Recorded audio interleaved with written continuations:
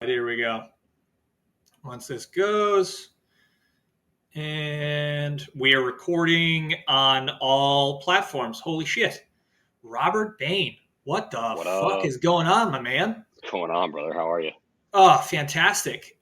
For my audience who is listening to this, those who don't know, Robert Bain may be one of the greatest gifts to powerlifting, the community, the future. Like you're an ambassador of the sport. You give a shit more than anybody I've ever met in the sport of powerlifting, not only about the current state, but also the history. Like you're so engrossed in all layers of the history of powerlifting, where it was, where it's going. You are truly a shepherd in the powerlifting world. It's just so beneficial to everybody. And I needed you to get on here and just talk because, man, I met you for the first time really in person this weekend at my meet. And thank you for making one of the best comments during a squat I think I've ever heard in my life, saying that I was taking a selfie at the bottom of my squat. So I'm just saying, man. Dude, when I tell you, Adam got so fucking mad at me. He was like, I was saying up. I was like, dude, I couldn't hear shit. But the fact of the matter is, if I wanted to pause it and then go down a little bit more, and then just making sure I got Listen, it. man, right? just got to hit that. They got to get down there, man. Got to do it for the internet, Judge. Got to get that fourth white light. So, Bain, tell the audience a little bit about yourself, just a little bit of a background. Sure, I'll try to make it quick. So I'm Robert Bain. I appreciate the intro, man. It's very humbling. I don't think that lightly, so thank you very much for the kind words. Live in the Chicagoland area, Des Plaines specifically, for those who know it. I've been a powerlifter competitively for about 8 years. I picked up a barbell for the first time when I was 18 years old, so it's been a long time. 22 years now in the gym, and the gym and the buffet have been very, very good to me. Originally not from the Illinois area. I was born on the East Coast, right outside of Washington, D.C. I moved to Iowa when I was 12, 13 years old. Lived there for 15 years, where I met my wife. All 4 of our kids were born there, because my pullout game is worse than Biden in Afghanistan. And yeah, I got a lot of one-liners, man. Dude, I'm all about it. Fucking let it rip. I'm all about it, man. So, but yeah, so I can't pull out of my own driveway, so we got a bunch of kids. We moved to Illinois about 12 years ago. My daytime job, I am a consultant around logistics space. I've been in that space for about 15 years. A variety of roles in sales, operations, account management, finance, leadership. Worked for amazing organizations like Uber, CRST, one of the largest carriers in the country. Had my CDL for a little while and did some of that. So I've had the windshield time. Very, very passionate outside of strength about trucking and logistics, because how important it is to our life, which we've all kind of learned that over the last 2 years about supply chain issues. And realistically, I think one of the great things about having lived in Iowa is I came to understand 2 things, and America needs 2 things, and that is they need farmers, they need truckers. Those 2 things go away and the whole freaking world collapses. So that is my passion outside of the gym, is preaching the good word of truckers, because I ain't farming anytime soon. But yeah, my true passion has always been sports. My original love was soccer, which no one cares about. Played that for about 30 years. I played all through my youth, from 5 up to high school, played in college, played a little bit after college. Had some opportunities to play some semi-pro, some professional ball, which was awesome. And then I got into powerlifting. I started lifting when I got hurt as a freshman. I actually separated my shoulder my freshman year, and the doctor said, if you actually had some meat on your bones, you wouldn't have this problem. You just have a stinger, you'd be good to go. And I took that to heart. And so when I graduated high school, I was 145 pounds, and I graduated college at 225, and I now walk around about 265, 270-ish. Fuck yeah. Yeah, so like I said, the gym and the buffet have been very good to me. But yeah, so outside of the gym and working on all stuff, because my wife Nicole and I have been together 20 years as of last Friday. Congratulations, by the way. Very, very exciting. We've been married for 17 years. We have 4 kids. Austin is 18, Lily's 16. She's also a powerlifter, multi-time national or world champ in the WPC, AWPC, and the APF and AAPF. Youngest son Nolan has done a couple meets as well, and their youngest he's 14, and their youngest daughter Ella is 12. We have 3 cats. We have a dog. You can see my cat tail in the back there. That's Zeus. He's our Maine Coon. So it is never dull in our house, if you can imagine, with 8 children and/or 4 children running around. So when people say that they want to grow the sport, you kind of took that to heart. Mhm. Yep. You're literally growing the sport. Yeah. Not wrong. Well, the thing is, like, I always had a healthy appetite, and like, it kind of made sense. Like, if I lift more, I can eat more, and like, no one Hmm. really judges it. Like, this is dope. But I did gain an excitement around strength and strength culture growing up. So playing soccer, it was a time when my dad was my coach, and it was awesome. Hmm. And my relationship with my father is always very important. It's been tumultuous throughout the years. Like, Bruce and I have not always seen eye to eye, but ultimately, my dad is an incredibly important person in my life, and I wanted to make sure he's always in my life. So what I realized as I got to that 10, 11, 12 year range, I was pretty good at soccer. Like, I wasn't as a good athlete. I was really good at soccer. And I was playing on travel teams, and I was in tournaments, and like, I got to the point where dad couldn't coach me anymore. And that Hmm. was really a lot of our time together. I'm like, well, we needed to find like a way that we could spend more time together. And so this dates me a little bit, but way back in the early 90s, if you got an extra value meal at McDonald's, you got a pack of basketball cards. I don't know if Hmm. you might be old enough to even know this, but Yep, I um, remember. yeah, so we started collecting those, and it turned into this whole thing. We moved to Iowa. My mom basically said, "Hey, like, you guys need to start either get rid of this or start selling it. Like, this is like not gonna just sit in our house." And so my dad and I started doing sports card shows together. And when I wasn't playing soccer, or once I got older, dating my girlfriend or whatever, like, I was at shows with my dad all over Iowa, all over the Midwest. And it was great because I learned like the sales process, how to engage with people. I mean, I'm 12, 13 years old, and I'm negotiating like $100,000 deals, $100,000 deals with Hmm. grown adults. And, it kind of built like an executive presence, which was really, really cool. And I got that when I was very young. But most importantly, I was going to spend all this time with my dad. And we would stay up late in the night talking about life and like understanding like his thought process on stuff. And his dad was a very high ranking official in the Navy, and his grandfather, my grandfather and my great grandfather, both graduated from the Naval Academy. And so a lot of lessons like from that were passed down through our family. But what we'd always do, and I'm bringing this all back for a reason, is we would stop that talk at about 11 o'clock on Friday and Saturday, because then old replays of World's Strongest Man Oh and then yeah. sumo wrestling tournaments were always Oh on. yeah. And Yep. dad and I would sit up and we'd watch these things. And it was fascinating to me to see Bill Kazmaier and Magnus for Magnuson and then Marty Pujanowski. Like, what the fuck is that? And like, and this blew my mind. I'm like, listen, like, I'm 5'8". Like, I'm not going to do that anytime soon. But like, being strong was fucking cool. Like, I remember my mom going, "Oh, that's kind of gross. Like, those guys look like clouds." I'm like, "Yeah, that's awesome." Like, I think that would be so cool. And just like to walk into a room and know like no one's gonna fuck with you. Because like I got bullied when I was a kid. Like, this is Oh your yeah. soccer. You play soccer, you fucking lawn fairy. Like, I mean, like, especially in Iowa. Like, there was no soccer in Iowa when I was growing up. Like, Yeah. and so it was, but it was so cool to see that. And then as I started like getting more into the gym, and it was more bodybuilding focused at first because we all do that, right? I want to do curls for the girls, buys for the guys, depending on who you are. It's 2022.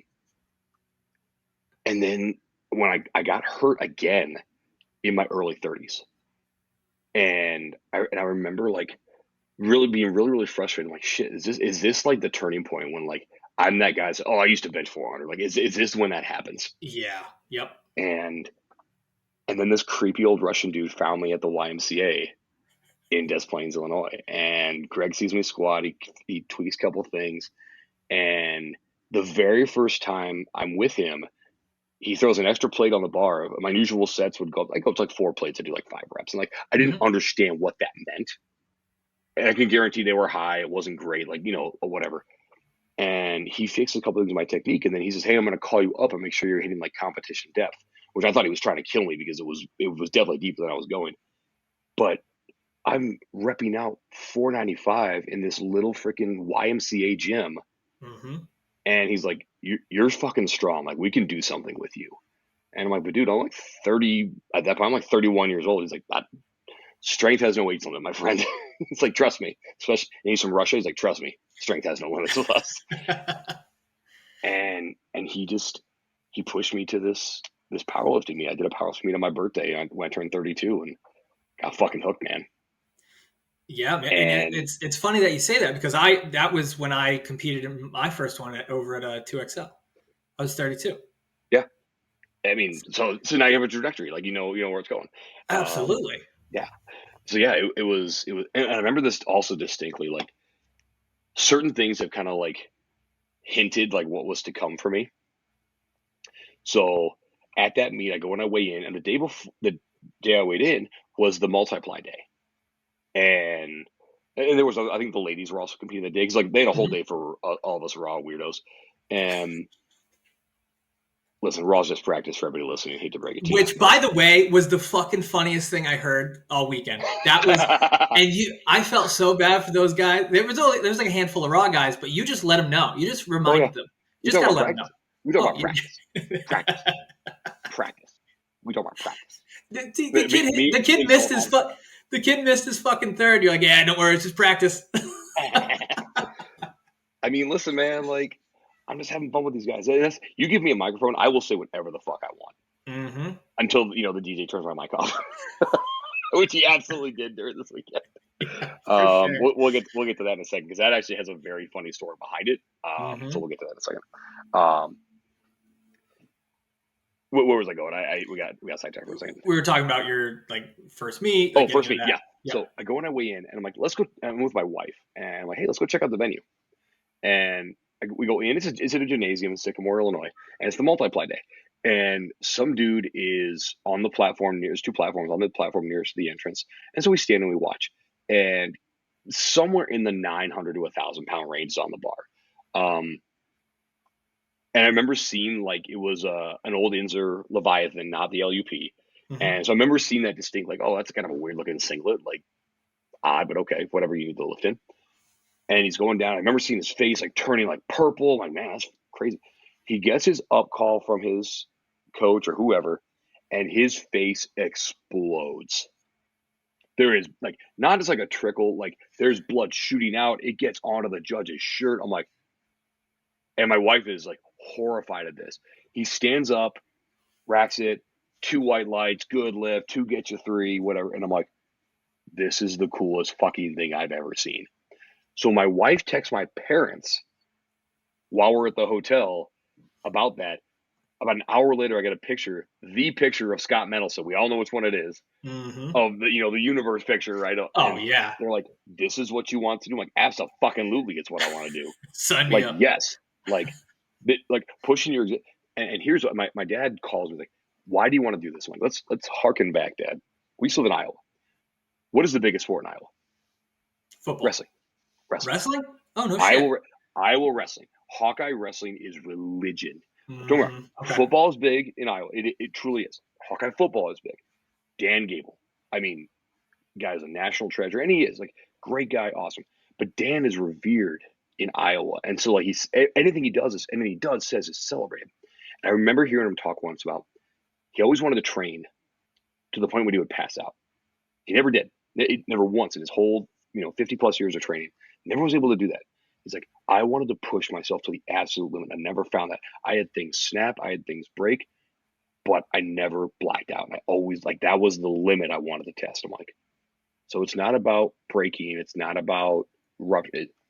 No, it's till your body finally says, I can literally do no more. And I'm just going to shut it all down. Listen, like you blow a tire, your car's going to keep going. Mm-hmm. You get hit, you get a side swipe, your car can keep going. But if the engine blows, you stop. That's it. And that's what he wants. And I'm like, that's what I want to do. And my dad's like, well, I get it. You're fucking stupid, but I get it.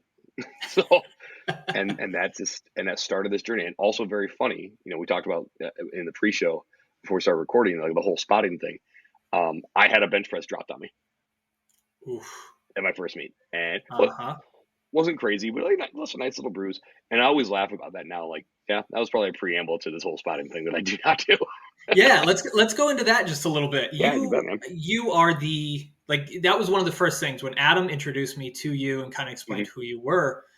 Like you were the guy you were the king of spotting, right? Which I don't think people I'm going to say this, I'm probably going to get backlash for this, but that's fucking fine. In the raw world, the spotting aspect of it is just a thing you do.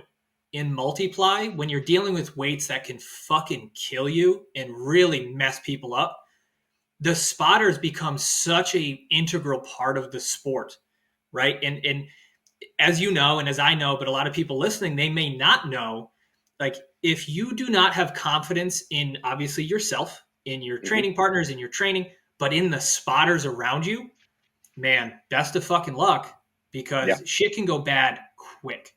very quick, very, very quick. So, to your point, I've given a shit about strength and strength culture for a long time. And when I Mhm. got involved in the sport, same thing happened with soccer. I always wanted to give back, in the things that I did. So I went back to my high school, when I was in college, and I coached kids. Um, and I wanted to make sure that I always gave back to those who gave a lot to me. I still go back to my college, Mount Mercy, and if anybody ever has questions about strength and training and conditioning, I do all that stuff for free for them. I Mhm. would never charge them a dime. And my old coach from college, he was also my coach my last 2 years of high school. And so Amir and I talk a lot about speed and strength theory, and I've introduced him to the West Side Book of Methods and a lot of things that have tremendously helped that Mhm. program, over the last 20 years. And because I think it's very important to do that. And so the same thing with powerlifting is I wanted to start giving back. And one of the things that also is very important to me is the American Autism Society. Mhm. And the reason being is because our oldest son is on the spectrum. And so we do a benefit meet every year at 2XL called Pressing the Pieces Together for Autism. And I talked to Eric Stone. For those who don't know him, he's co-owner at 2XL, main face of 2XL. And I asked him, how could I help? He's like, hey, use some spotters because we've got some featured lifters, particularly Barzine Baziri. And for those who don't know, Bars is a tremendous lifter, trained directly under Ernie Franz. Very, very strong man. I think all-time best total was 2550. I mean, the guy's a monster. Yeah. And he's gonna be going for 1,000 pound bench press. I'm like, in a poly. This is really, actually before the banter is really like. So Mhm. this is like it's a big fucking deal. And I'm That's a like, yeah. huge deal. I'm like, yeah, man, absolutely. Let's do it. So a couple weeks later, Bars and I trained together quite a bit. We have the same training crew, the Wolfpack, and I mentioned to him, hey, I'm gonna be on the platform when you're benching. And Bars said this, and it was like, again, turning point moment, right? He said, dude, it's just like home. And I remember that. I'm like, so I want you to think about this, and anybody listening, think about your crew. If you train alone, it's a little different. But if you train with a crew, when everything's gonna get amped up and everybody's like, "Let's fucking go!" Like, what are you gonna do? Like all that shit, right? Um, I was like, what if I did that on the platform? Like in my head, I'm thinking that, and so I kind of tested out a couple lifters before Bars, and this dude going for a 500 pound raw bench press. I don't care who you are. That's a lot, man. That's more Mhm. than your high school coach lies about. Like Yeah. it's good number, and so it was quiet in the gym. And this was at 2XL, the one previous. And I'm like, hey, man, I don't know if y'all see this. And I'm yelling this in the play. I don't have a mic. I don't know if y'all see this every day at your gym, but let's get hype for this man. It's 500 pounds over his face. Like, and the place just went ape shit. Like, really, like, responded very, very well. So, like, I hit the right button. And then it just went from there. Mhm. Um, Shortly thereafter, and I've actually written this in Dave Kirchin's gear book. Yeah. I chronicled all this because he asked me to put a spot in. And I chronicle all this. And so shortly thereafter is when the WPO announced they were going to be at Pheasant Run in Chicago in 2019, and that ESPN was going to be there. So one, I wanted to be on ESPN. I'll be selfish. I like the spotlight. Like I don't care what anybody says. Like, and if you don't like it, you're lying. You have to have some kind of ego to do this shit. So that's how we get down. Right. Right. And I say, hey, like I want the best seat in the house. Like I'm looking at this roster and I'm seeing, Bob Merck, Chris Delafotte, Dave Hoff, Crystal Tate, Shauna Mendelson. I mean, all these people are fucking legends. Of course I want to do this. Mhm. And so I started spotting there.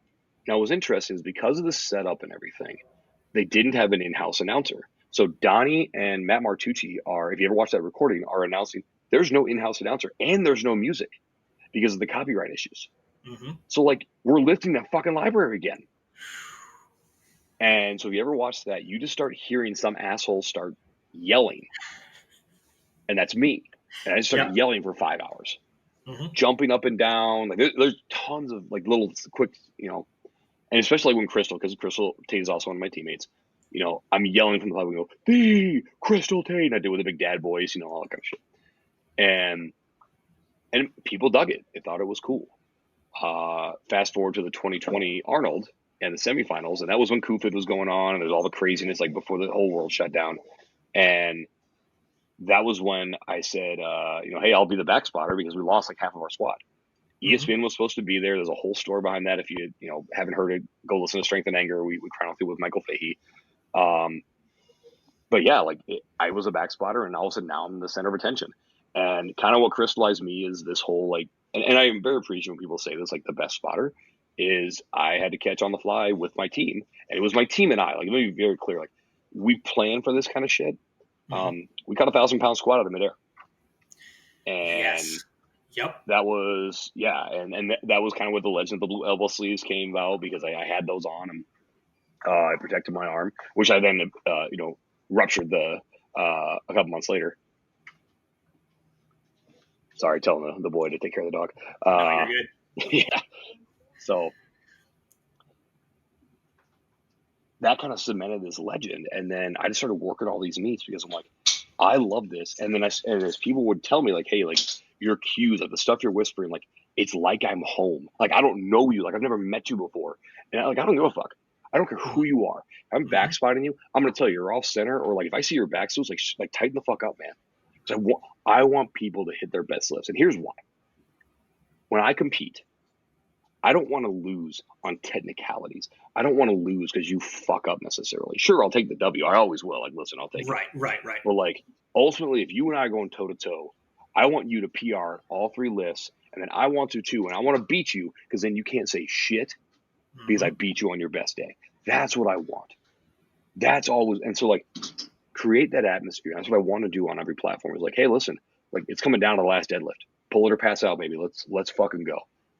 And that's what I want to create for every lifter that I see, because I also know that I was once that lifter that was on the platform by themselves. I didn't know anybody. To your point, I didn't trust anybody on that platform. Like, it's either this or death. We'll see what happens. Yeah, right, exactly. And I knew that people, if I could build that atmosphere, then people would also come to the APF, which I love the APF for a lot of reasons. I think it's a very important federation, and I'm like, if I can do this, basically, if I create it, they will come. And they have, and it's been really, really cool. And I appreciate the opportunity that people like Eric Stone and Jason Lawson and Laura Phelps and Wayne Pullum of the Wayne Pullum organization, sorry, the WPO. I appreciate the opportunities that they've given me to be able to do that, because it's also introduced me to incredible people like Adam, like Bob Merck, like Dave Hoff, like Leah Reichman, Amber Hansen. Like, I could go on for days of these names of people. But also what's really cool is one of my best friends in the world, Dr. Jennifer Gimmel, also WPO competitor. I've had her back literally for all of her PRs for the last 3 years. And it's so fucking cool. And like, when Barzine is going up and he's attempting these 1,000-pound benches, he knows the only thing he has to do is fucking bench. When one of my training partners and the guy that I'm chasing, Steve Brock, hit his 11:03 at 2XL, the 2020 Midwest Equipped Open, I'm the guy taking care of him. I'm the guy back there saying, listen, man, it's you and me, ride or die. Let's fucking go. And like that to me means something too, because these are my friends, and being able to be there in some of those biggest moments is like, that's one of the biggest reasons. It's not because necessarily, even though like I say, like, hey, it's about safety. Like, no, man, I want to be there with my friends in their biggest moments because I fucking care about them. Yeah, man, that hits. First off, I got fucking goosebumps like 17 times during that fucking little monologue there. So, and it's something that has, years ago, I would probably be very similar to the rest of the fucking shitheads on the internet, just being, oh, what the fuck is this? Blah, blah, blah, blah, blah, like talking about multiply lifting. And what I'm obviously we're going to get into that a little bit more, but you touched on things that supersede just any sort of federation, any sort of anything. It's like, you want to create a complete and utter like environment of success for these people. And for someone that has never competed in multiply to listen to this, they may be like, well, I don't know why that's so important, because of the fact that you cannot be successful doing this on your own. You can barely breathe when you're under that bar. Yeah. So like, you want to make sure the person that's there, like, and listen, whatever you're gonna do, like when shit hits the fan, my crew's seen it. Like, it's been great, because I've also been introduced to these people like John Compion, El Savior, as we call him, Trace Shoup. I mean, listen, when you got me, Comp, Trace, Kyle O'Leary at the Barbell Viking from down in Florida, you get the 4 of us around. I'll be honest, we can spot anybody up to about a 1,100-pound squat. I mean, You've met me in person. I'm the smallest guy in that group, easily by 50 pounds and by a couple 3 inches, easily. And these are big, bad, strong motherfuckers. And like, listen, man, like we got you. We got you. When every single person that is on that platform has, 700-800 pound deadlifts, 600-800 pound raw squats, I'm chasing 1,000 pound squat, John's chasing 900 pound multiply squat. Like, you're good. We got you, baby. And I think that's one of the things that drew me into the whole Multiply experience, is that it's like these superhuman weights, superhuman situations, environments, and even putting yourself in the gear, you go through such a tremendous personal level of growth to like figure out like, oh, when shit gets a little bit uncomfortable, you literally have to lean into it. Yes. You need to go deeper into it. You need to find the pressure. It's Multiply. You can't go that deep. Yeah, right. Exactly. well, let me touch on that for a second, because there are a lot of lifters that I talk to that ask questions about Multiply. This is going to go against what a lot of people will say that want to get their friends into gear. You need, and my dog agrees with me on this, you need a requisite level of strength to be able to manipulate the gear. And I'm sorry, you can say whatever you want to me and say, no, anybody. No. You will learn to work in the gear a little bit. You need a requisite level of strength to be able to say, no, fuck you, briefs. I'm going to do this. And again, you're not trying to blow the stuff out, but like, you have to be able to, when you feel that pinch, you can push out against it. When you feel things start to bind up, you can adjust somehow. Now, granted, there are people that wear their gear so tight that's never an option, and more power to them. My gear's fairly loose, but I can basically get in and out of it in about 5-10 minutes. Right. And then, nice thing about having the power corset with the LUP is I can just tighten it up and we're good to go. But if nothing else, like, I know people, and we watched it this weekend, people that would push out against the legs of the suit, and all of a sudden they feel the pinch. They go, no, it's uncomfortable. Deal with it. Because you know what's super comfortable is telling everybody you've got a 1,200 pound squat. That's fucking cool. And I was blown away when I first got into gear, because when I was working with Adam and Dave and the guys over at Elite, they wouldn't throw me in the deep end. Like, it took me months, literally months, before I even put a full suit on. Like, they didn't even give me shit that fit. It was way too big, but I needed to feel it. I needed to gain that experience. I needed to gain the skill, the prerequisite skill, strength, stability, confidence in myself to be able to, like you had said, manipulate it to a point where I was getting fucking anything out of it. Yeah. And like, I had that. Like, I mean, I had good raw numbers, man. I mean, I had 760 raw squat, no knee sleeves, no reps, 400 pound bench, I had a 705 pull. Like, I had solid strength, leading into it. And then I had a pair of like Inzer Predators, and they were good briefs. Like, I think I did like 9-10 in just the briefs. And whatever Titans version of the Buffalo bar is, I don't know what that's called, but that bar, like, I did that. And then, I mean, I'll be honest, man, like, and this isn't like bragging, this is just data, right? Like we talked about earlier on the pre-show, like, my first time in an LUP and Inza reps, I squatted 1,009 pounds. Very first time in a suit. But also, like, my technique, like, as a raw lifter, was essentially that of an equipped lifter. I had a super wide stance, like I was kind of mid-bar, then we just moved it up a little higher on my traps. Like, it wasn't major surgery. Like, I think, realistically, most people would consider either Dan Bell or John Hack the best raw lifter on the planet. People make arguments both ways. Like, listen, like, Dan's a big, strong motherfucker. John, pound for pound, and still a big, strong motherfucker. John would have to have major surgery on his technique to get into gear. Dan kind of has to, too, like, because he has kind of that closer stance, which is a little unique. I didn't. And so, like, that transition was super easy for me compared to other people. I came from a strongman background, so everything was close, right? Like, my squat was just, it was funny that one of the first times I squatted at Elite, Dave was like, "You have a strongman squat." I go, "Ah, cool, man. Thanks." He goes, "No, it just means you have a squat that looks for someone who picks up rocks." Yeah, it's dog shit, but like, it's a strong person squat. It's not an actual squat of a strong person. Right, exactly.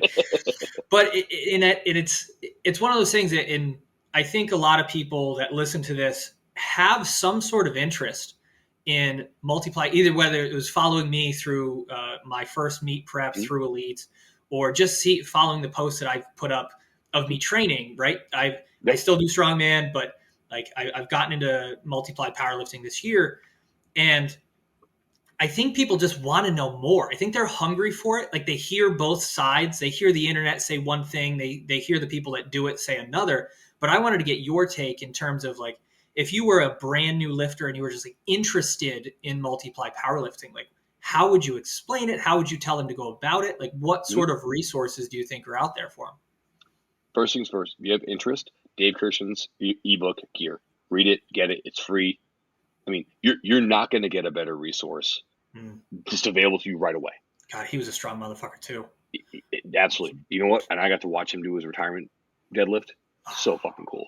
I was a side spotter. If you ever watch that video, I'm the one who yells "Hey" and then points at him. Dude, no beard too. Like, so nobody recognized me anymore. It's just really funny.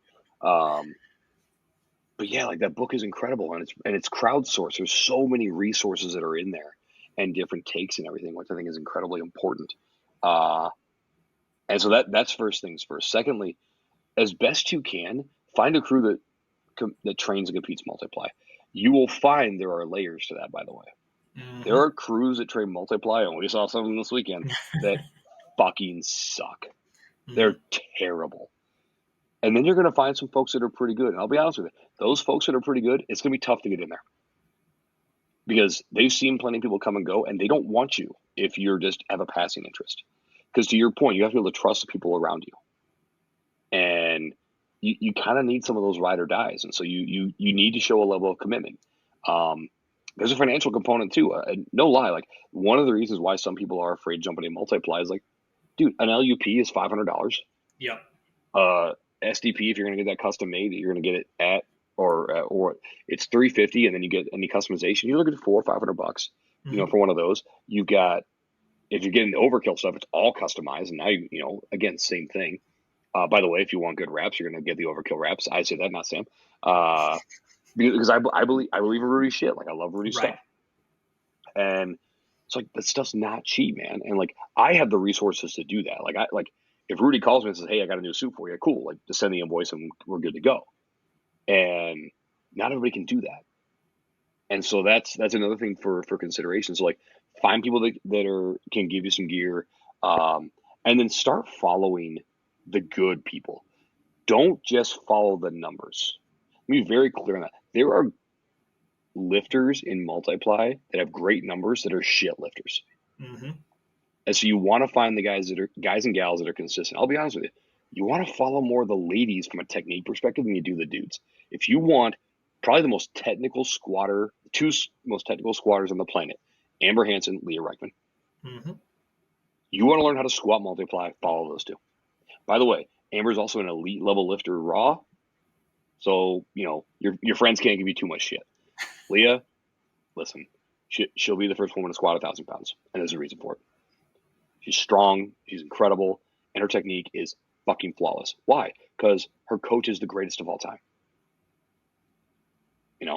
And who also was incredibly technically proficient. So I would follow those individuals. Don't be weird by following them, by the way. Throw that out there. Don't be the weirdo that slides in their DMs all the time. But they're also accessible, which is the cool thing about powerlifting, is like the great ones are accessible to you. But yeah, look at their techniques, follow that stuff, read Dave's book, find a crew. You cannot train optimally Multiply alone. You can do it, but it is suboptimal. You are leaving hundreds of pounds on the platform. Hundreds. Mm-hmm. And for the most part, again, let's level set. Most people, not most people listening, most people are mediocre. Why? Because that's the middle of the road. That's what most people are. Right. To be elite, it means you're special. However, there is a curve that the mediocre can make to get to the elite. And I would also advise, if you find those people that went from middle of the road and no one knew who they were, and they had to work their ass off. Not saying people don't work, but there's not natural gifts. Like people like a Dan Bell or a Joe Sullivan. Like these are big bad motherfuckers, man. Like they've got huge quads and they're able to kind of work with, and so they had natural gifts. Not to say they haven't worked, but find the person who was like 150-pound twink in high school. Mm-hmm. And now is like, you know, a 275 or a 242er that's just crushing records all over. That motherfucker had to work. They had to learn how to do this shit. The person who was the dog shit bencher that now benches 500 pounds, that's the person you want to talk to. Not the guy who the first time they got under a bar benches 275 when they're 14 years old and you go, well, yeah, you can't teach me shit. You're just good at this. It takes some discernment to do that. And so I know I've said a lot of things when you ask that question. So, you know, obviously a loaded question.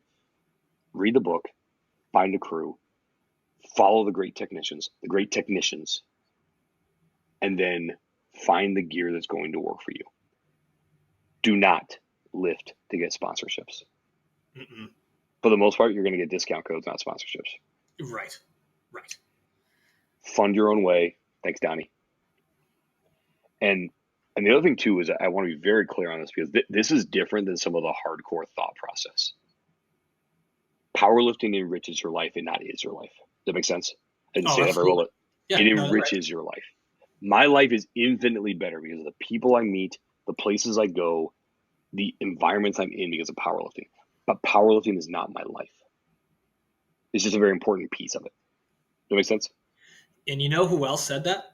A little well-known lifter, Mr. Doug Heath himself. He was very much. I'm lucky enough. Every Tuesday now, I get to go to Doug Heath's house and just sit there and listen and learn. It's fucking unbelievable. And he'll say that first and foremost. He goes, man, you have to make this. You can't make this your entire life because you need to be able to support yourself, support your family, exist, right? It's like you can be really, really strong for a short amount of time and then be a fucking bum for the rest of your life, right? Like, but it's the people like, fuck, this weekend, Bob Merck. How long has Bob Merck been doing this shit? He's been doing it for a minute. A fucking minute. And it's still amazing. He has such a great family. He has such a great life outside of powerlifting that when he gets to the platform and competes, you're fucking rooting for him on on every level. Exactly. As a lifter, as a human. And it takes nothing away from anybody else, to be very clear on that. Right. 100%. I think Bob's a great example of that. Is like there are people that are fan favorites for a reason because they find that balance of all those things. Like ultimately, like, and that crystallized for me when I ruptured my distal tendon because I legit thought when that happened in 2020, like, is this the beginning of the end? Is my body? Because I'm 38 years old at that point. You know, I'm 40 now. Like, is my window closing faster than I realized? Because you're right. People have a finite window. Realistically, elite lifting with gear is 10 years. And that's stretching. Elite lifting with raw, let's be real. Look at the history. Take John Hack out of it, take Dan Bell out of it. 5 years the most. Mm-hmm. And you see a lot of these guys are already breaking down because of the way they train. And it's not a knock on them. That's just like the data doesn't lie. And so the gear keeps you going a little bit. Now you have some of these anomalies like Ed Cohen, who was dominant for 20 years. Well, there's a reason we call him the greatest of all time because of that. So all of us have this finite window, right? And so understand that, okay, cool. Let's say you had that 10-year elite career. How much money do we really make in powerlifting?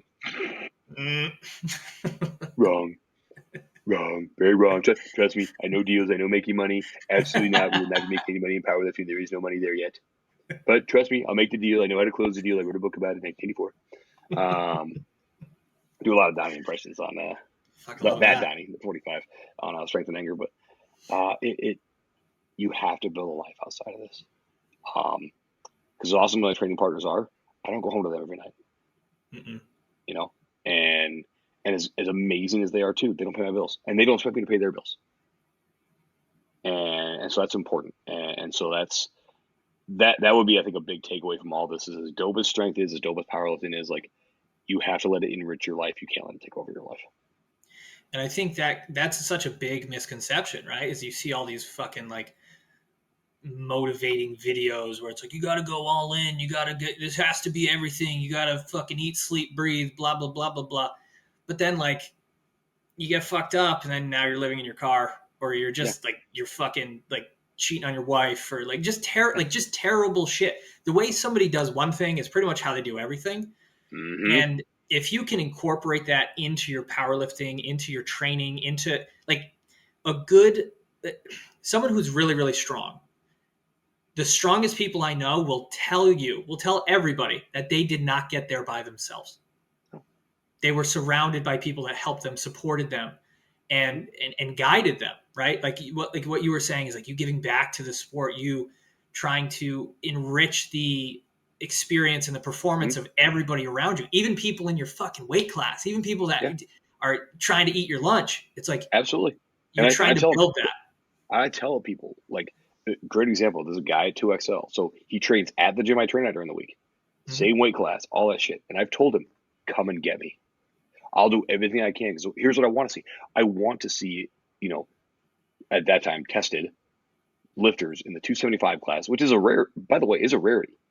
It seems to be this big skip from like 220, 242, and then the tested lifters skip 275 and 308, go right to super heavyweight. I don't know why.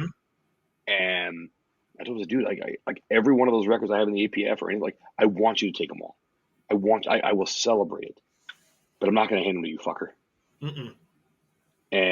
But you mentioned the support thing, and I have to mention, like, the reason why I have had a degree of success in this hobby, it's what it is, it's a hobby, is my wife, is old Nikki Badass. Nick has been incredibly supportive of all this. One, because she knows who I am. Like, she's like, you need to have something or else you go fucking crazy. Well, she's like, and she also likes the ancillary benefits of me being in the gym all the time. Like, listen, it works out for her pretty well too. But she gets it. Like, she knows. And what's interesting too is, like, I joked about it at dinner on Saturday night. She's more myth than fact anymore, because she doesn't come to the meets that I spot at, or she doesn't come to any of that shit. She only comes when I'm competing, which is only a couple of times a year. So, like, most people have never met her before. But I'm like, she's always there. I always get, a text on days that I'm spotting, like, keep them safe. Nobody hits the floor. Fuck. That's so cool. She just, like, Nick knows, and my kids do too. Like, all four of them know, like, this is what dad does. And it's cool. Like, people will come up to them and go, dude, like, Robert Bain's your dad? And they go, yeah, he is. Like, oh, so cool. Like, no, it's really not. Like, he gets him to it. Like, he's just as intense at home too. It fucking sucks. But it's dope, man. Like, my kids have access to all these people too. So, like, but the support thing is incredibly important, and it starts here in these four walls. And I can't say enough about the other 5 people who live here, is that as frustrating as it can be when, like, either I'm not feeling good, or like training's fried me, or dad's gone again, because I travel for work too. So, like, there's times where I'll leave Monday, I get back Thursday, we have dinner Friday night, and I'm flying out Friday night. And it's not ideal, but they're like, we know, like, this is it, because, like, there's only a finite amount of time that we can all do these things. Yeah, man. And it's just so fun. It's just, I always see it because when I was at Elite, like, I got an inside scoop into the industry a little bit, because I had access to the social media, and we would put out polls. And the majority, it was like 70% of lifters are training by themselves in commercial gyms without a crew. It's like they have their fucking headphones on. They're doing their fucking SBD 3 times a week. Yeah, thank you. Right. So I want to see, it's like, I know how good things could be. And it seems to be this thing on the internet. You've seen it for longer. It's like, people think Multiply is bullshit and all this stuff, but, like, those who do not understand, do not understand the level of skill it takes, the level of commitment it takes, and the crew that, like, we had mentioned this whole entire time is so important, because it makes everything better. Everything. But for them, it makes it harder, and here's why. And this is going to make some people butthurt, and I will get some backlash for this. A lot of you people who train alone, you do so because deep down inside, you're a piece of shit. And crews figure that out real quick. Yeah. And they kick out pieces of shit. Now, people who are pieces of shit can be called out on it, and they can do one of two things. And they do one of two things. Like, this is human nature. You either fix it, or you continue your shittiness. Now, if you're hearing me say this, and I'm not a piece of shit, check yourself. Make sure. Do you keep training partners longer than a year? If not, why? If you've gone through 3 training partners, say you do the pairs thing, right? And they've all left, and they haven't really, just kind of drifted away, but they still lift. There's only one commonality with those 3 equations, That's you. And that is the hardest conversation to have, is when you look in the mirror and go, what am I doing? What am I doing? Most importantly, what am I doing wrong? It's not that your training's wrong. It's how you treat people. It's how you communicate. And this is like, this takes me into like work shit, like how I, what I do for stuff. Like, there has to be a level of setting your ego aside to truly build a gym culture. I see this when I see gyms open up. Like, I give them a year, 2 years max. And for a couple reasons. One, you've seen the financial side of gyms and fitness. Like, it ain't great. And so there's that. But then also, like, as life happens, we always do what's important to us. Always. Mm-hmm. Listen, if it's important to you, you won't find a way. This weekend is a good example of that. 0 out of 5 stars. Do not recommend what I did this weekend. Fly to Erie on Friday night. MC a meet. Now, if I'd spotted the meet, it would be even stupider. But MC a meet for however many hours we were there. About 48. Roughly. On Sunday morning, I get up. I have a 7 a.m. flight back to Chicago. I had parked my car at the O'Hare Airport. Get in my car, drive straight to Racine, Wisconsin, and go and max effort squat and touch my bench opener for my meet in 8 weeks. So that video is not on the internet right now. So I touched 600 too. Like, that's a big fucking deal, man. I do not recommend doing that. But listen, those things were important. I made a commitment to Becca and Rob. And then when my coach, Sean Coughlin, told me, hey, this is what we're doing, I'm like, all right, we're going full retard. Let's go. Mm-hmm. And I say that as like the reference to whatever the movie was. Tropic Thunder. Thank you. Yep. Not reference to that R word, but like, these things were important to me. I told my family about it. And like, hey, told my wife, as soon as I get home from the gym, I need to move anyway. So I'm going to mow the lawn because that's important to you. And I'm going to make sure that's taken care of because you're important to me. Whatever is important to you, you are going to fucking do. And if you're a piece of shit, the only thing important to you is you. Mm-hmm. And so taking it back to my original comment, most of these people who train alone, they say it's because of convenience or this. Listen, every gym I've ever been to, commercial or not, I have friends. I make friends. I meet people. Part of my job is making friends. I just happen to do it with like executives. But when I'm at the gym, I do it too. Mm-hmm. Like, I'm not the weirdo guy to say, hey, like, your squat's good. Is there, can I give you some pointers? It helps that I kind of look like I lift. Like, it works. Case in point. Last week, I had a buddy of mine reach out to me. I met this kid when he was in high school, training at that same YMCA that I got found at. He now is moved on with, he still lives. He does more CrossFit stuff, but like, he went to Marquette University. He got his degree in criminal justice. He was Secret Service of the White House for 5 years. Holy shit. Fucking cool. Guy's a badass. And now he's a consultant at Deloitte, one of the big four. And he's like, hey, I'm living back in Chicago. Let's grab dinner. I'm like, and all this stemmed from us just wanting to be strong together. And because neither one of us was a piece of shit. And it's true. I mean, I've seen it firsthand, even being out here in Ohio, is you're right. There are training partners that you walk into the gym. I wouldn't even call them training partners. I only have a small group of training partners. They're people in the gym. That's what they are. People in the gym. They're people in the gym. And it's funny. I actually feel worse when they come to try to spot. I'm like, these fuckers don't know my tendencies. They don't know if I'm going to miss, where I'm going to miss, what I've been working on, any cues. They start saying random shit, and it's distracting. And it's like, the thing that you do that is so important when you are spotting with your crew is you're trying to build a consistent environment that allows people to just focus on what they need to focus on to complete the lift. And that's why we walk through, like, I even did this at the meet this weekend where I walked through with the spotting crew. I wasn't even spotting. And I'm like, we all do this, like, right? Like, we all know how to do this. But listen, we're going to go through. Here's where you place your arm under the sleeve. Here's where you place your arm under the plates. Here's how everybody's foot placement is. By the way, because you're a big guy, you're not as big. We're going to put you opposite sides, kitty corner for another. So when that bar gets locked up, if shit happens, the bar stays where it is. It doesn't get all topsy-turvy and shit and potentially hurt people. It's little details like that. Even if you've ever been to a meet where I'm calling like the load scheme, it literally is a cadence. I sound like somebody who is running like an auction. And I do this all in a way. I actually had a voice coach for like 2 years that like helped me make sure I didn't lose my voice, a half day into a 4-day meet, because it's pretty terrible. But But he taught me how to do all this shit. And it was, how many reds, or if, we have 50 kilo plates, how many greens, all that shit, right? And that's super important to have that so it's consistent, because then the lifters start to notice that over the course of a lifting day. And they hear, 5 reds, blue, 2, 10, 2, 1, whatever that may be. Not an actual loading scheme, but if that was the case.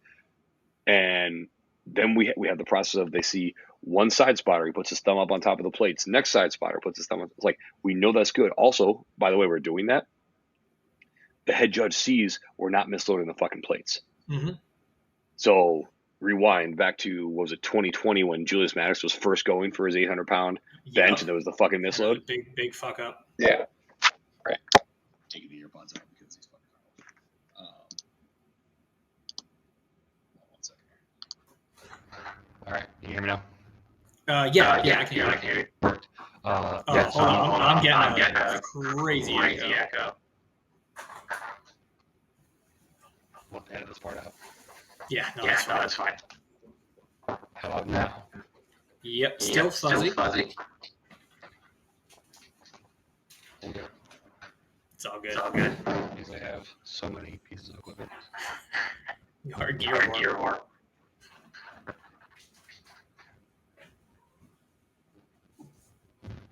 And now, Same thing. Oh, the echo is gone. okay. Let's get you turned up a little bit. How about now? For some reason, you still sound fuzzy, like there's interference or something. That's weird. Well, I know these headphones are kind of fucked up, like the padding's coming out like this. Yeah, it's just like coming into me. It sounds a little fucked up. Interesting. Still doing it though?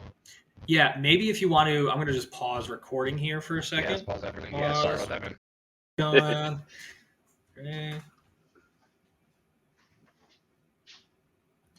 And we're back.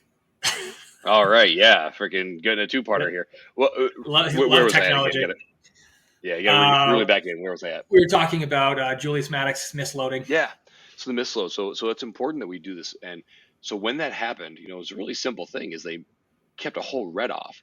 So I literally have side spotters count them out once it gets past 4. 1, 2, 3, 4, 5, 6. Thumb up. 1, 2, 3, 4, 5, 6. And if there's change on there, they count that out as well. Mm-hmm. Thumb goes up. So what happens is you have me call out the cadence twice. You've got them call out the cadence that they've just loaded. Thumbs are up approving it. And the head judge sees that. So the head judge hears and sees that loading scheme 4 times. So a 4-part check to make sure that there's no misloads. So again, it's little details around that kind of stuff that then, as the lifters see that, because you're talking about building confidence, right? So like, this isn't just in training. This is at a meet too. Like, lifters see that and go, listen, like, these motherfuckers, like, they're on it. Like, they are on this shit. And then when they see us catch a misload before they even step to the platform, say, oh, pump the brakes, like, hold on. Or they see us like, hey, hold on, clean the bar, pull the slack out of the bar on a deadlift. Because how sometimes when you load it up, it's kind of fucked up. So somebody picks up one end and kind of pulls that slack out. Like, now they know, like, this thing is set up for me to go perform. Yes, absolutely. And that's a huge difference maker. And that's important, man. And that's, to the point about, training with crews, you've got to be able to instill that in everybody around you. Everyone around you has to be able to trust you that when everything goes wrong, they don't have to worry, because things do. Listen, especially in Multiply, things go wrong raw. Don't get me wrong, things go wrong raw. I mean, that's how I rushed my arm. I was pulling raw, but like, I've seen people snap humeruses. I've seen them snap forearm. I've seen ACLs blow, and I've seen it happen in the easiest spot. Like Katrina Billam is a good example of that. She's literally getting set up for a squat. It's like 700-pound squat, which is a big number, right? Mm-hmm. As she's rooting her feet in, we all hear this gunshot go off, essentially. And it's her ACL blowing in the knee wrap. Oof. And she tries to pick it anyway. I'm like, nope, your day's done. Put it down. Set that down, woman. But then I've also had in that same meet, Jeannie Nutter, as she's like pushing out against her shoes, the sidewall of her van blows, and she rolls her ankle, and everything hits the fan. Jeez. The team's ready. Bar stays motionless.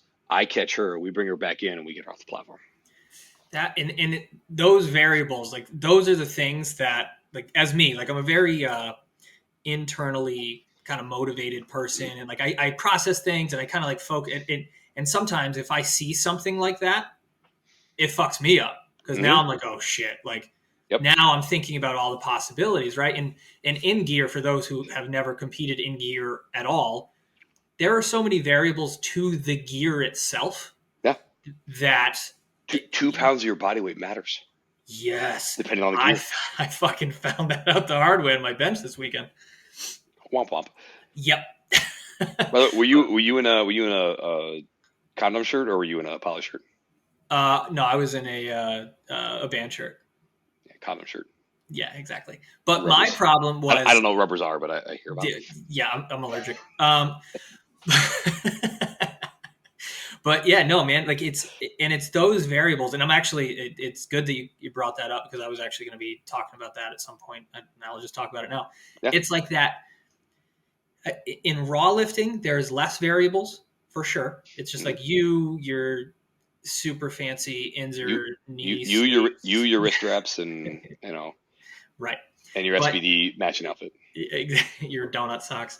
And but at the end of the day, like it's that like 10%. There's 10% of your performance that is going to be just variable, right? Like I saw it this weekend. Is like it was 10% of what I could have done, I didn't do, based on situations that some were in my control that I fucked up. Being a newer lifter in Multiply is like, oh fuck, I didn't take into account this, I didn't do that. Like all this shit starts to kind of float up to the surface that you can see and kind of start to skim off as you get better and better.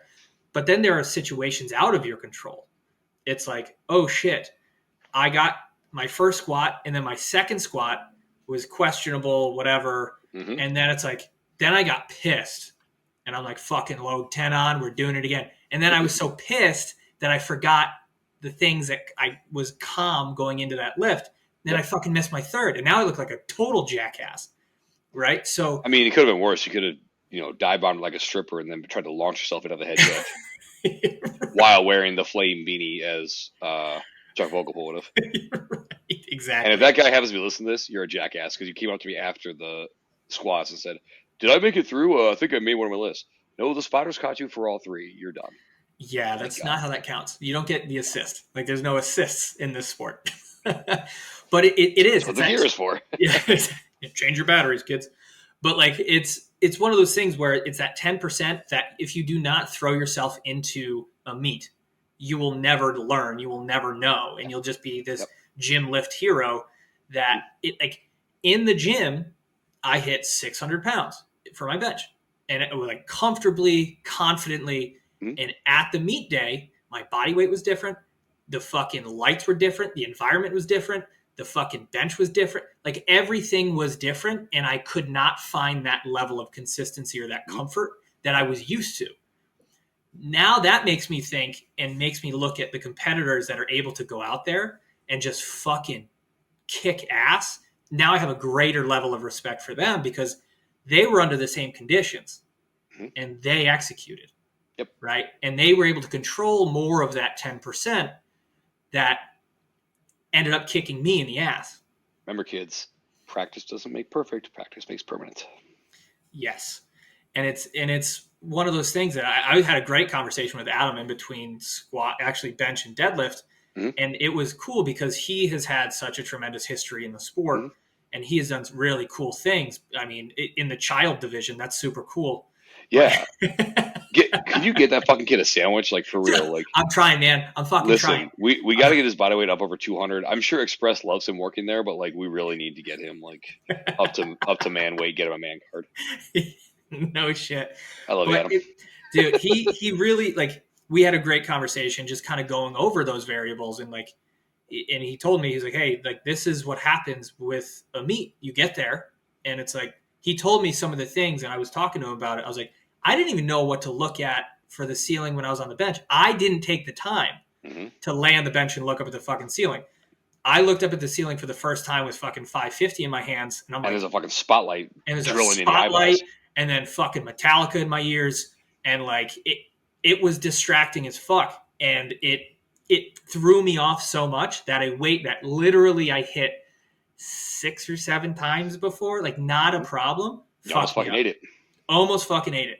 Mm-hmm. And I really tried to eat it on the last one, fucking as hard as I could, just as fast and as hard as I could, just fail hard. Yeah. But so, it's those things that really just make the difference.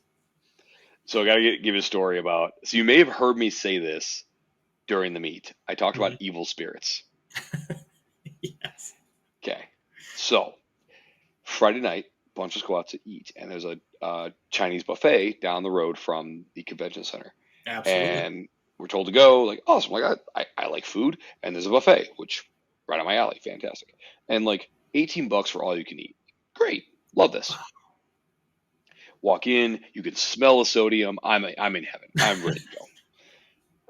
But the food was legitimately good. Like, it wasn't just like, oh, here's a bunch of, like, it's legitimately good Chinese food. You got your beef and broccoli, you got your orange chicken, but it also has like the American fare. You got your, cheese sticks, little pizza slices. Like, yeah, right. They had the Mongolian grill on the side too, so like full on like Genghis grill. So, oh yeah, super dope. Ooh. And so we're all just like churning through fucking plates, man, just having a great time. And there's like 10, 12 of us. So we've got like meet director Becca, her husband, their kids. We've got Nick Sorianis and his girlfriend, Shauna Mendelson and her husband, Jay, showed up. Mm-hmm. So we're all sitting there chilling. And then suddenly we hear this loud pop, and all the lights go out. Everything stops. HVAC stops. And when that happens, like, everyone kind of like stops what they're doing. Like, oh, Jesus, like, what the hell just happened, right? So, and the only lights coming in are from the front of the building where there's like these 3 by 1 foot windows. Mm-hmm. And it's dusk, like, it's like 7, 8 o'clock. So like, it's not very light out. So there's not a lot of light coming in. So like, everyone's kind of looking around, and I'm the first one to talk. Of course. Yeah, imagine. And I say in this terrible Chinese accent, oh no, a spirit come for us. Evil spirit come for us. And the whole restaurant just falls out, including the staff. Good. See, they enjoyed it. Yeah, they thought it was funny. So, I mean, 20 minutes, we're just all laughing. Becca's like wheezing. And so we get done, we go eat, finish eating, and we go back to the hotel to have a couple drinks and just kind of chill out for the night, right? Because we got a big day the next day. Right. And we're at the hotel, and we're there for like an hour, and all of a sudden, 2 fire trucks pull up. The fuck is this? And all these the elevator had gotten stuck in between floors. Like, legit, the door's open and you see feet. Like, oh, no. I'm like, what is going on? I'm like, oh, no, evil spirit follow us. Yeah. Well, it's funny on wait, there's more for me day. So Flight A, they're trying to figure out, because the spotlight was brighter during Flight A than it was for B and C. Mm-hmm. So he's trying to figure that out. So remember the break we took between A and B to figure that out.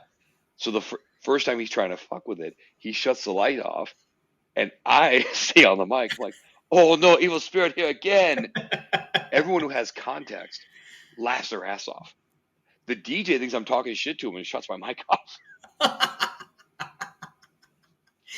Unbelievable. So, and then I try to explain to the audience, and I say, the reason the DJ did this, he thinks I'm talking shit about him again. He turns it off again. No.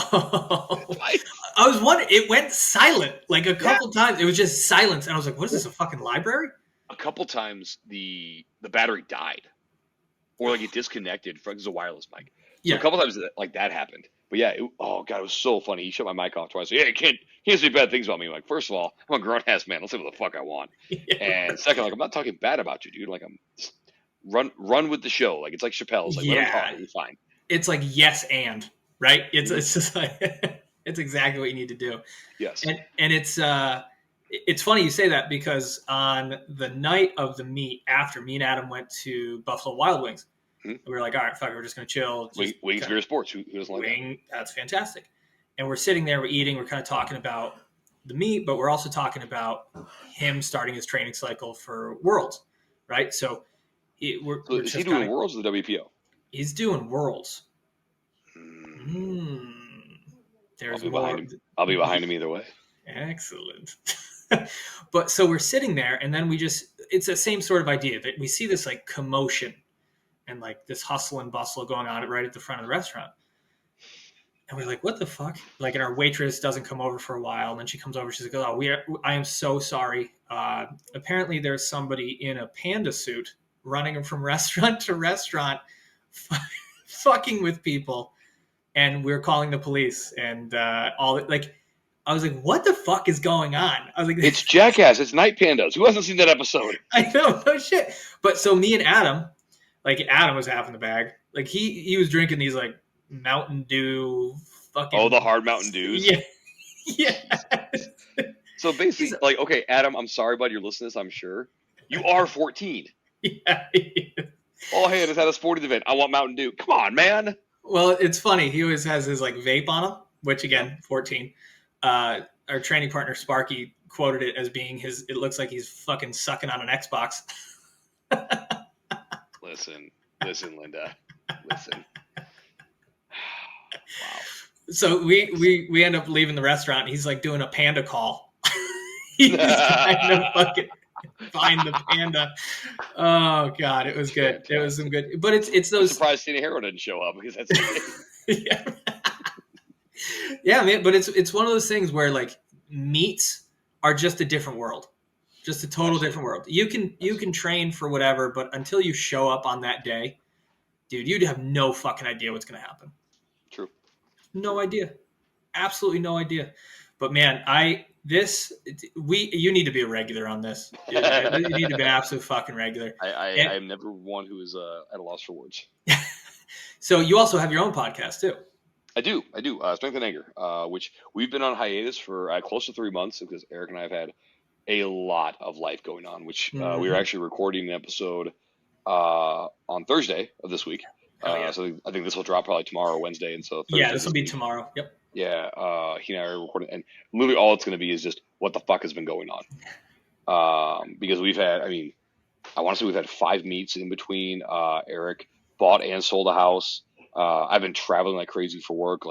So we just had a lot of stuff, so we haven't been able to record. And so, we're going to kind of do a catch up on everybody and, then kind of a preview of the interview, slots that we have slated. We got a bunch of great interviews coming up for that. And so, just, kind of start season 3 is basically what we're doing. So we've had, 100 or so episodes, and, I believe actually, this will be episode 100 is our episode. Oh, so that's huge, man. Yeah. What I'll do is in the show notes for this, I'll put all the links to that so they can check that out. And I appreciate it, bud. And I think if anybody's interested in learning more about the in-depth side of Multiply and just gaining a better insight, I think that's a fucking great resource, right? Because you guys have amazing conversation. Yeah, so Eric has been involved in the sport for 20 plus years. He trained under Ernie Franz as well. That has how he kind of chose to go about his life. But yeah, he's been in the game for a long time. Knows Multiply. Actually has one of the original monolift benches.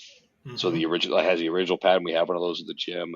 We have the Ernie Franz Museum at 2XL, which is I think a very important piece of strength history, and it's a cool deal. But yeah, we're big on the history, and so like. There's some pretty cool episodes we've done, like our alphabet soup of powerlifting, which I think is just really funny.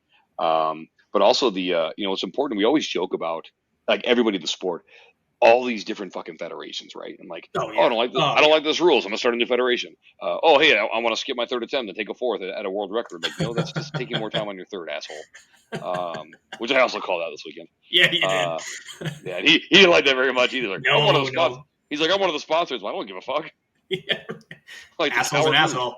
Yeah, exactly. But that all started, I hate to say it, it's Ernie Franz's fault because he sued the USPF, and that's how the APF came to be.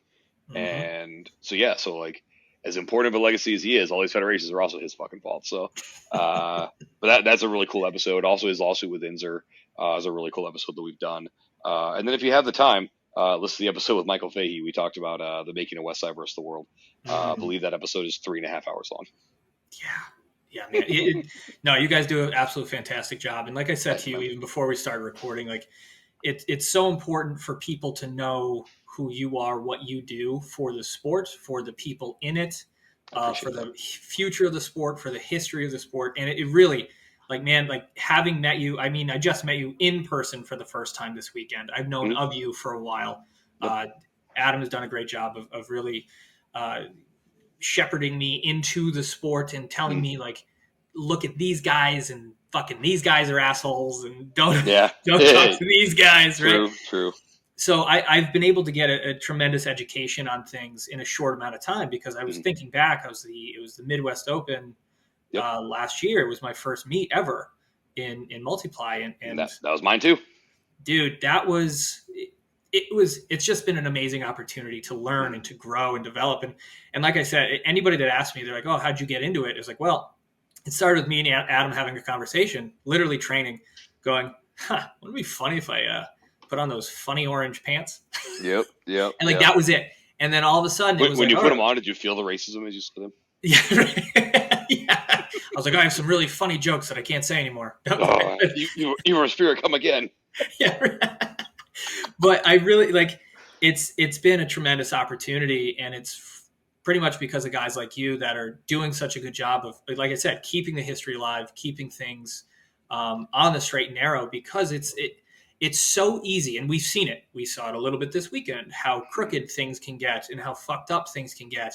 Yeah. And it's like, if you do not hold yourself and the people around you to a standard, then it's just fucking chaos, and nothing makes sense and nothing good comes of it.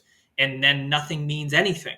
Right. So I applaud you, your efforts, your crew, your podcast, everything that you do. It's tremendous. And I really think that you were the example of the people that I want to have on this podcast, is people who really give a shit about what they do, about who they are, and how they can help people, right? Because your first move in any situation, I saw it, like, to be a spotter means you are putting yourself on the line to help somebody else be safe. Yeah. Right. Yep. And it's really like, and I hope everybody listening to this can follow you, can support you, support the guys, support APF, support everything that you guys do, because at the end of the day, you're putting on meets that are above and beyond what powerlifting meets are for the most part. And I'll tell you what, Eric Stone's an asshole, but he runs a good meet. Yes, he does. Yes, he does. And I've had limited interactions with him, and he is absolutely an asshole. But you know what? I appreciate the absolute fuck out of him, because it's, you know what you get, and it's like, this is the fucking standard, and this is what we do, and that's important for this generation. It's important for the next one. As we talked about on the pre-show, I get red lights in my own house, man. Dude, you do. Yeah, I want you to mention. You need to mention that you were squatting 1,000 in 2XL. At Nationals, right? Yeah, so it's God, this. It hurts. It hurts. I know. It does. Like, okay, listen. Like, one of the reasons I'm a good spotter, because I am pretty fucking strong too. Like, I'm just gonna toot my own horn a little bit, and I know this. Like, I've looked through the data. I've looked at, like, there's 342 people that have ever squatted 1,000 pounds. I want to be one of those people, because I think, one, it's fucking cool, and like, that's one of those things that just. So few people even have the opportunity to sniff that. Mm-hmm. And I took it for a ride at my first Multiply meet. I fucking dive bombed it, but I took it for a ride. And but this meet, like, I mean, I was fucking ready, man. And like, I took my opener, fine. My 963, I think it was 964, whatever it was. Yeah, 964. I mean, that motherfucker flew. And like, Sean and I looked at each other right away. I'm like, load it up. Here we go. Was no question. Load it up. Mm-hmm. And he took me to 1014. And, you know, I picked that up. Best pickup I've ever had with 1,000 pounds plus. And as I came down with it, you know, my knees came forward just a hair, and I reeled it back in. And I got down, and the judges called me for a double recovery, because they said when my knees came forward and I recovered, I came up a little bit, and then kept going back down. And both sides judges said it, and that hurt. To your point earlier, like, you do things you don't normally do. And that was like, that's on me. Like, this isn't like I didn't get robbed. A lot of people told me you got robbed. I'm like, sure. I think at most other meets I probably get that lift. No, you know, I'm not gonna say, but like, that's also, and Mike McDaniel said this to me, and a lot of people kind of like snuff this off, and I don't like, it's comforting for me to hear this. So Mike looked at me, and I've known Mike and Bev McDaniel for a long time through the WPO, and I respect the hell of them as judges, and I know they've said some very nice things to me. And he's like, listen, Robert, you're in his nice Southern accent, you know, always. Listen, Robert, you're never going to become a part of that 4-digit club. No one's going to gift that to you. because too many people are in other federations or in other organizations around the world that think that just getting in is fine. Like, no, here it matters, because we also know that here is the jump off to one of the top 3 to 4 meets in the world. WPO is not the top meet in the world. Let me be very clear about that. And I'll say this to Wayne's face too. It's an important meet. It very much is. And it can be, but it's not right now. But he also said this is a springboard to one of the biggest meets in the world. It's like no one's going to gift that shit to you. You got to earn that. And those tiny little things like what happened today, you have to correct that, because then when you bury it, there's no doubt. There's no doubt. Zero. And so don't get me wrong, it fucking hurts. I watch that video every fucking day. And I listen to it. And I can tell you at what second mark people say what, like all these different. I've seen 4 different angles of it. Nobody in that building wanted that lift to happen more than I did. And not necessarily because of me, because to your point, I've had all these people supporting me for so long throughout powerlifting because of all the different stuff I've given back to, that they were going to blow the roof off that place if 2 white lights or more popped up on that screen.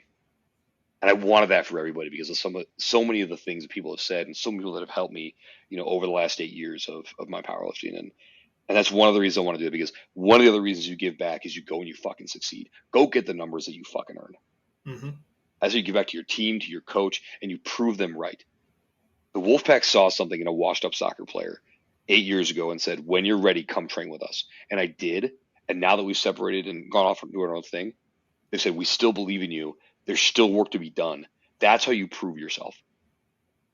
And you prove that it was fucking worth it. And I said this on Anthony Oliveira's podcast, and I'll say it again. If you take anything away from anything I ever tell you guys, everything that's happened already is done. But everything that happens in the future, you write your fucking story, and you're the one with the pen. Fuck. Yeah. There you go. That's it, man. That's fun. Lock it up. That's it. Now, it's the only shit that matters, man. No, you're right. And it's funny because I was there. I saw it. I witnessed it. And I didn't know. I done seen it. I didn't know you as well as I do now, but the energy was there. And I know how important that was to you. And I know how fucking hard that is to even fathom that, like you said, even sniff that weight. Because the most weight I've ever had on my back was 830, and I thought I was going to shit out my spine. So I'm like, I'm like almost 200 pounds away from that. Oh, super fucking cool. Like how? Like it did not make sense. So to see that, man, I get it. I feel you. I feel that. And fuck, man, like I know you'll do it, and I hope I am there to see you do it. That would be amazing. September 11th. All right. Fucking A, man. Bohemian, New York. Be there. Beautiful. Well, that's even closer to where I'm going to be. I'm going to be in Rhode Island, so that's even perfect. But man, I can't thank you enough for jumping on. I can't thank you enough for sharing your knowledge, your stories. Honored to be on, man. And man, if anybody, like you had said, anybody takes anything from this, is give a shit, care, and support the people that support you, and just be better. Just be a better person, be a better training partner. Fucking put your entire heart and soul into what you do, into the people that love you, that care for you, and want you to succeed. And man, really cool shit happens, and you meet really cool people. So I appreciate being able to connect. You're one of them, my friend. And man, I appreciate connecting with you. And where can people find the great Robert Bain all over the internet? Well, the great Robert Bain, he's in Dixon, Illinois. He just goes by Bruce all the time. But his son, me, you can find me on the Facebooks, Robert Bain. You can find me on Instagram. It's probably the easiest way to find me, at Bain316 or at Strength Anger. And then, catch me in Des Plaines, Illinois, or at 2XL, or if you're ever invited to the Wolfpack, you'll see us there, and you'll see an environment that rivals none. That's fucking awesome, man. Thank you again. And guys, for checking this episode out. I appreciate you listening, appreciate you following along, sharing with all your friends. And on behalf of myself and Mr. Bain himself, thank you very much, and we'll see you in the next one. Gang, gang. Here we go. 1 sec. All right, let's do it. supplemental. So yeah, like we were at a conference in San Diego, and like I had requested off that weekend already, specifically because of the women's program. When Laura Phelps calls me and asks me to help spot, like I don't hesitate. Like you tell me what I need to be at, Laura, because I love her, I appreciate her. Her friendship has been an amazing blessing to my life, and the people there at the at the Hive, like those people are incredible. And she asked me to come to the program because I've now kind of like I'm part of that atmosphere. And for those who listen to this and have never been to the women's program, it is the greatest environment in sports, bar none. I don't give a fuck what you've been to. Super Bowl, World Cup final, I don't care. The women's program is that fucking good, and I want to be a part of that. I want to be around that for a few reasons. The the biggest one is I have daughters, and I don't ever want them to apologize for who they are and the space they take up. And so this conference that we're going to, this is like one of two conferences a week would considering logistics space our Super Bowl. And they changed out the dates it usually is. It usually runs a Sunday through Wednesday, and now it's running a Wednesday through a Saturday. And the Saturday was the bid networking day. And I'm like, I'm sorry, I cannot be there. I already have this time off. I'm flying to Cincinnati from San Diego on Friday. And our CEO and my VP of sales are talking to me like trying to convince me to stay. I'm like, I'm not staying. And like, well, this could potentially jeopardize some things that we're doing. I'm like, what does that mean? And the response was, well, like, do we feel you're the right person for this role anymore? Like, sure, like you're freight famous, like that's fine. Like, but do we feel you're still like, yeah, because you guys tell me like one of our core values at work is to speak my truth, and I don't do that very often because I offend people sometimes. But I'm gonna do it because I have two little girls at home, not very little, but like I have two daughters at home that is incredibly important for them to see not only their mom being an empowered woman, but also their dad to make sure that I never, ever put women second. And right now, what you're asking me to do is you're asking me to put all these people who I've committed to, specifically all these women that I've committed to, that I'm going to be there to create that environment that we talked about trust, about safety, about everything, because so they can be the powerful women that they are. You're asking me to put that on the back burner because of my paycheck. And I'm not going to, because here's what's going to happen is the two girls and my wife will look at that and say, okay, you've made your choice on what your value truly is. And also what you feel our value is. And I'm not going to do that. And my CEO's like, I don't agree with that, but I can't, like, that's the way to go. Women in strength sports are absolutely the future. They're absolutely the truth. And they are the main event. We're all assholes to each other. Like, listen, like we'll have fun and everything, but at the end of the day, like we're all kind of assholes. Like, yeah, right.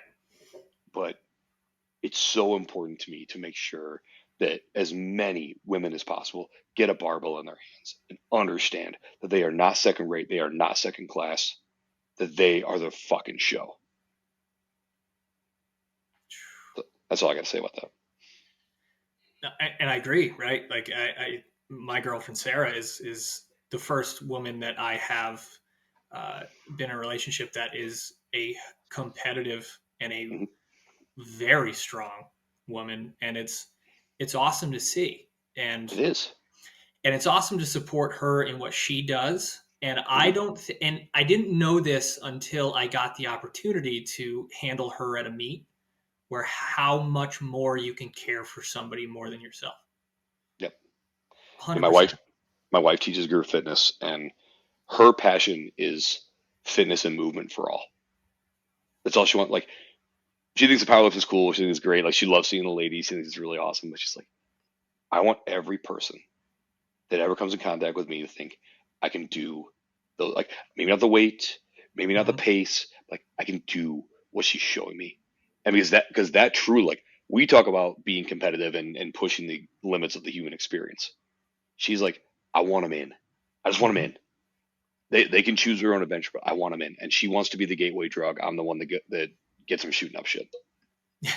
I kid. I'm not. No, no, but it is that's really, it's an important thing to talk about and say too. I mean, that's the other end of what I do for work too, is I work with people that have like debilitating low back pain, and Yeah. I go from a training athlete for a powerlifting meet or nationals and whatever to reteaching someone how to go to the bathroom How to stand without up.